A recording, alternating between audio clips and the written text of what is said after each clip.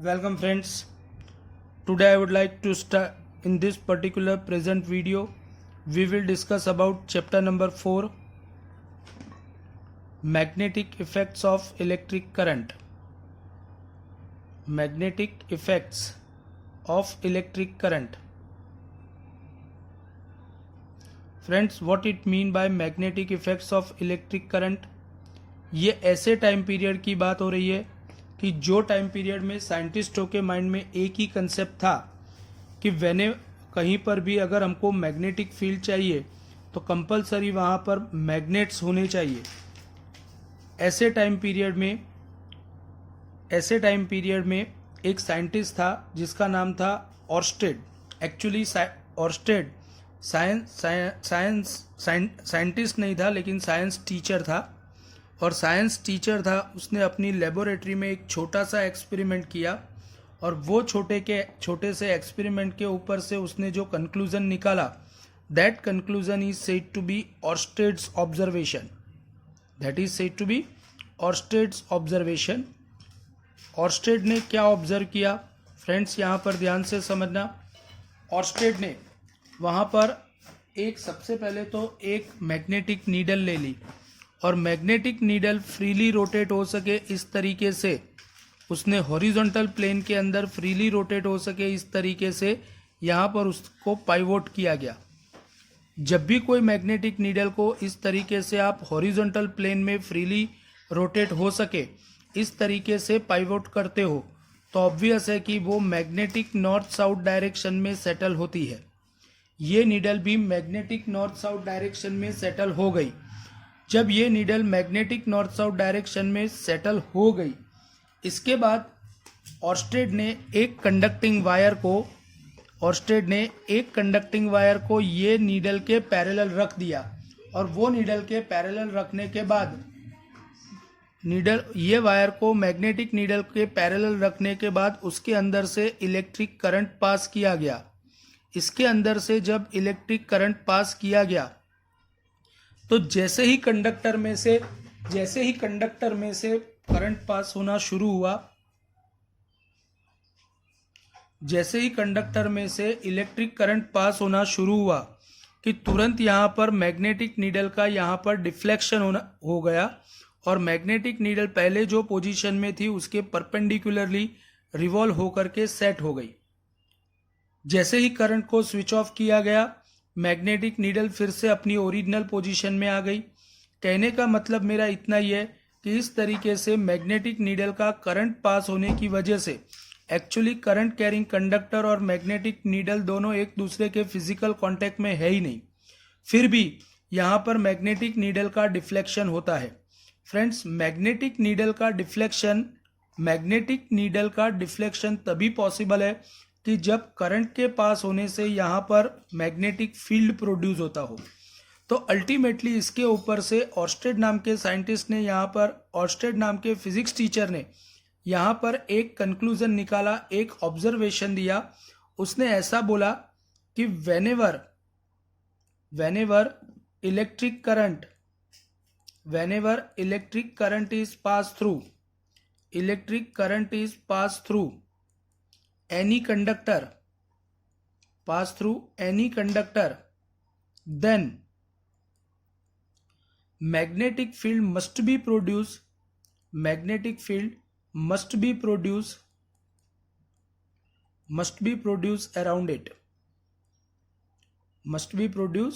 around it, and this particular phenomenon or this particular statement is said to be Orsted's observation. Oersted ने क्या observe किया? Orsted ने अपने observation में ऐसा लिखा कि जब भी कोई कंडक्टर में से इलेक्ट्रिक करंट पास होता है तो वो कंडक्टर के आसपास मैग्नेटिक फील्ड जरूर डेवलप होता है, and this particular observation was made by Oersted. इससे पहले साइंटिस्टों को ये पता ही नहीं था कि कोई भी कंडक्टर में से जब आप करंट पास करते हो तो वहां पर मैग्नेटिक फील्ड डेवलप होता है। तो ऐसे केस में ऑर्स्टेड ने जब ये डिस्कवर किया कि कोई भी कंडक्टर में से इलेक्ट्रिक करंट आप पास करो तो उसके आसपास मैग्नेटिक फील्ड जरूर प्रोड्यूस होता है, ये पर्टिकुलर डिस्कशन करने के बाद ऑर्स्टेड ने ये जो भी यहाँ पर डिस्कवर किया ये पर्टिकुलर बात को उसने ऑर्स्टेड ने ओरागो नाम के साइंटिस्ट के सामने रिप्रेजेंट किया। ओरागो ने यहाँ पर ये जो पर्टिकुलर स्टेटमेंट था कि भाई हमारे वहाँ पे एक फिजिक्स टीचर है जिसने ऐसा डिस्कवर किया है कि कोई भी कंडक्टर में से आप इलेक्ट्रिक करंट पास करते हो तो वो कंडक्टर के आसपास मैग्नेटिक फील्ड डेवलप होता है, ऐसी बात को फ्रेंच एकेडमी के सामने रिप्रेजेंट किया। और फ्रेंच एकेडमी में बायो-सैवर्ट नाम के साइंटिस्ट ने ये ऑब्जर्वेशन को सीरियसली लिया और ये ऑब्जर्वेशन का डिटेल में रिसर्च करके यहाँ पर बायो-सैवर्ट्स लॉ दिया गया। माइंड वेल फ्रेंड्स, बायो-सैवर्ट्स लॉ की डिटेल्ड इंफॉर्मेशन हमारे टेक्स्ट बुक में नहीं दी है, सिर्फ उसके बहुत ही कम केसेस हमारे टेक्स्ट बुक में दिए। बट बायो-सैवर्ट्स लॉ से हमको जो भी रिजल्ट मिलते हैं वो रिजल्ट बहुत ही इंपॉर्टेंट है। बायो-सैवर्ट ने एक लॉ दिया फ्रेंड्स। ऑर्स्टेड ने तो सिर्फ इतना ही बोला था कि कोई भी करंट कैरिंग कंडक्टर में से आप करंट पास करो तो वहाँ पर मैग्नेटिक फील्ड डेवलप होता है, लेकिन ये मैग्नेटिक फील्ड कितने मैग्नीट्यूड का होगा और कौन सी डायरेक्शन में होगा, इसके बारे में डिटेल में सबसे पहले बायो-सैवर्ट ने बताया, and that is said to be Biot Savart's law. Friends, खास याद रखो कि जैसे मैकेनिक्स पढ़ने के लिए यूनिवर्सल लॉ ऑफ ग्रेविटेशन बहुत ही फंडामेंटल रूल है जो हर एक जगह पर यूज हो सकता है, इसी तरीके से स्टैटिक इलेक्ट्रिसिटी पढ़ने के लिए कूलम्स लॉ चाहिए। और इसी तरीके से याद रखो कि अगर आपको मैग्नेटिक फील्ड का डिटेल में स्टडी करना है तो आपको कंपलसरी बायो-सैवर्ट्स लॉ के बारे में इंफॉर्मेशन होनी चाहिए। मैं यहाँ पर बायो-सैवर्ट्स लॉ को डिस्कस करने जा रहा हूँ। Today we are discussing about Biot Savart's law. Mind well, यहाँ पर टी साइलेंट रखना होता है। It is said to be Biot Savart's law. Biot Savart's law क्या है, ध्यान से समझना। कंसीडर करो कि हमारे पास एक कंडक्टर है। कंडक्टर कोई भी शेप का हो सकता है। कंसीडर करो कि ये एक कंडक्टर है और ये कंडक्टर में से अगर I जितना करंट पास हो रहा है, तो ऑब्वियस है कि ये कंडक्टर के आसपास मैग्नेटिक फील्ड डेवलप होगा। अगर ये कंडक्टर के आसपास मैग्नेटिक फील्ड डेवलप हो रहा है तो मुझे P पॉइंट पर मैग्नेटिक फील्ड फाइंड करना है। तो इससे रिलेटेड बायो-सैवर्ट ने यहाँ पर स्टेटमेंट दिया है कि यहाँ पर मैग्नेटिक फील्ड कैसे इवेल्युएट किया जा सकता है। मैग्नेटिक फील्ड को इवेल्युएट करने के लिए आपको सबसे पहले तो पूरे करंट कैरिंग कंडक्टर को वेरी स्मॉल करंट सेगमेंट्स में डिवाइड करना पड़ेगा। यहाँ पर मैंने पूरे पाथ को छोटे छोटे टुकड़ों में डिवाइड कर दिया एंड ईच टुकड़ा is considered as current element और करंट सेगमेंट। यहाँ पर एक टुकड़ा मैंने सिलेक्ट किया है और उसकी लेंथ अगर dl जितनी है तो IDL is said to be current element और current segment. IDL is considered as current element और करंट सेगमेंट। आप देख सकते हो कि मैं IDL के टेल से P पॉइंट को कनेक्ट करने वाला एक वेक्टर प्लॉट करता हूं, तो this vector is said to be its position vector R।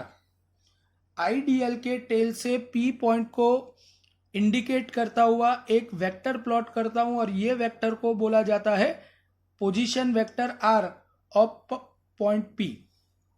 तो इससे रिलेटेड बायो-सैवर्ट ने क्या स्टेटमेंट दिया फ्रेंड्स, यहां पर ध्यान से समझो।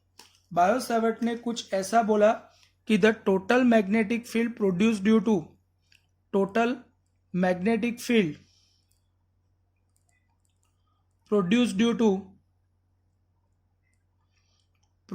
To very small current element or current segment IDL at point P having position vector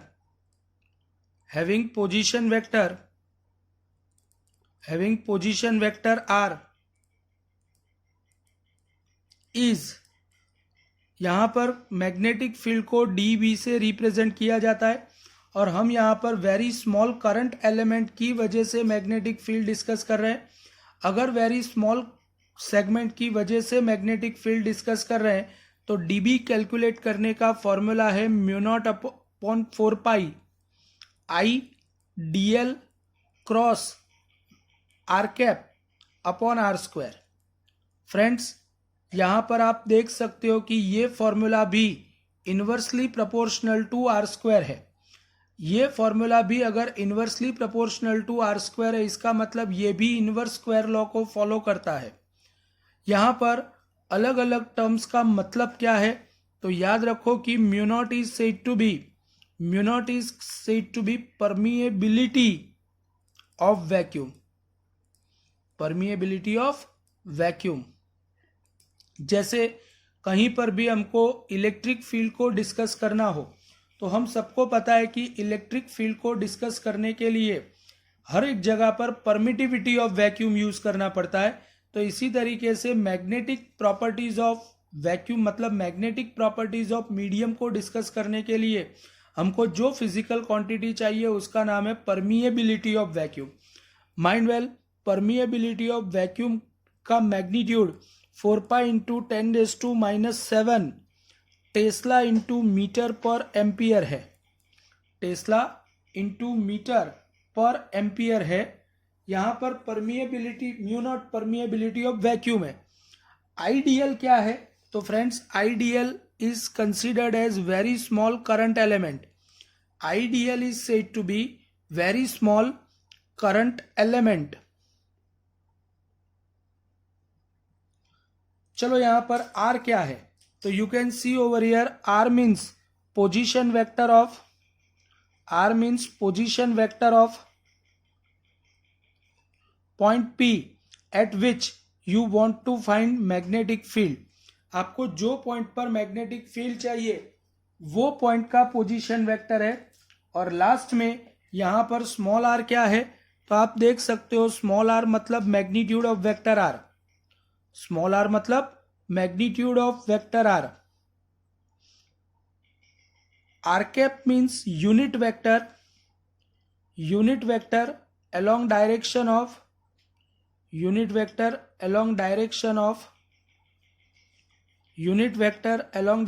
of vector r, और इसको आप वेक्टर r डिवाइडेड बाय उसके मैग्नीट्यूड से रिप्रेजेंट कर सकते हो। अगर मैं यूनिट वेक्टर की वैल्यू अगर यहाँ पर सब्स्टिट्यूट करता हूँ तो we can say that dB equal to from above equation dB equal to μ0 upon 4 pi I dl cross vector r upon r cube, क्योंकि r स्क्वायर इंटू r मतलब r cube होगा। And this is fundamental equation of Biot Savart's law. अगर यहाँ पर मैंने जो भी magnetic field find किया है, आप देख सकते हो कि ये मैग्नेटिक फील्ड तो एक्चुअल में बहुत स्मॉल सेगमेंट की वजह से है। अगर पूरे कंडक्टर की वजह से मैग्नेटिक फील्ड फाइंड करना है तो टोटल मैग्नेटिक फील्ड फाइंड करने के लिए हमको यहाँ पर कंपलसरी इंटीग्रेशन लेना होगा। तो इसका मतलब ये हुआ कि total magnetic field at P point is equal to integration dB। Mind well, integration dB मतलब μ0 upon 4 pi integration I dl cross r upon r cube. और ये फॉर्मूला की हेल्प लेकर आप टोटल मैग्नेटिक फील्ड फाइंड कर सकते हो। And this is mathematical representation of Biot Savart's law.